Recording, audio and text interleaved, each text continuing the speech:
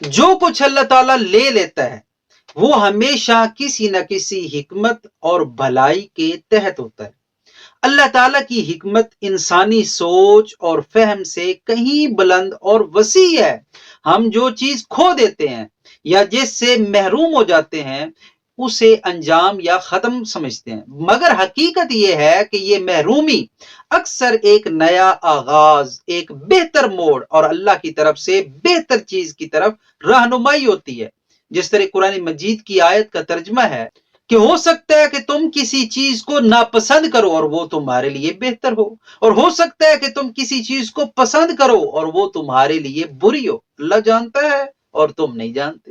یہ آیت ہمیں سکھاتی ہے کہ ہماری نظر میں جو ہمیں نقصان لگتا ہے وہ اللہ کی نظر میں بہتری کا سبب بن سکتا ہے۔ کبھی اللہ تعالیٰ ہم سے کوئی چیز، کوئی رشتہ، کوئی مال، صحت یا آرام چھین لیتا ہے، مگر اس کے پیچھے اس کی حکمت ہوتی ہے کہ وہ ہمیں اس سے کہیں بہتر، پاکیزہ اور دیرپا چیز عطا کرنا چاہتا ہے۔ جس طرح وہ فرماتا ہے کہ صبر کرنے والوں کو ان کا اجر بغیر حساب کے دیا جاتا ہے۔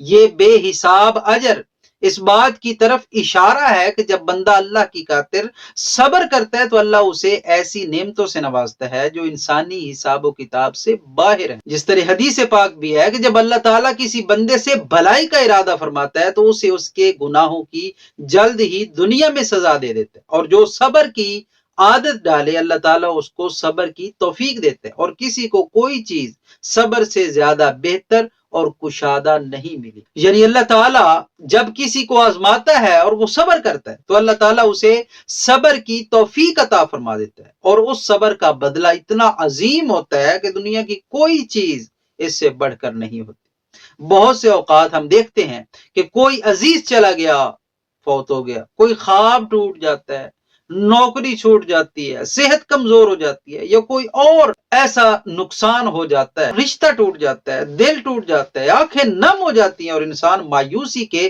اندھیروں میں گم ہوتا چلا جاتا ہے، مگر یہی لمحہ اللہ کی طرف سے امتحان اور تربیت کا ہے۔ سیدنا ایوب علیہ السلام کی مثال سب کے سامنے ہے۔ انہیں شدید بیماری، مال کی تباہی، اولاد کا نقصان اور تنہائی کا سامنا کرنا پڑا، مگر انہوں نے صبر کیا اور اللہ سے دعا کی۔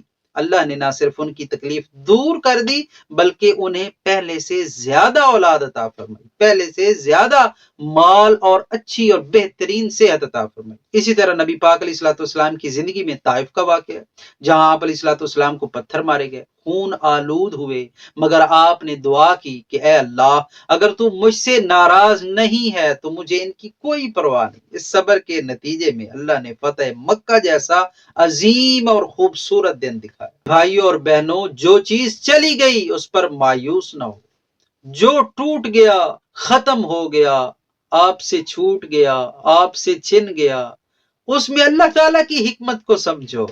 جو خواب ادھورا رہ گیا اسے اللہ کی طرف سے بہتر خواب کی طرف اشارہ جانو۔ اللہ کی عطا ہمیشہ انسان کے وہم و گمان سے بڑھ کر ہوتی ہے۔ وہ جو چھینتا ہے اس چھیننے میں ایسی بہتری ہوتی ہے کہ وہ چھین کر بھی کچھ نہیں چھینتا بلکہ بہتر چیز کی جگہ کو خالی کرتا ہے۔ تو یاد رکھیں، صبر، دعا اور اللہ پر بھروسہ رکھیں۔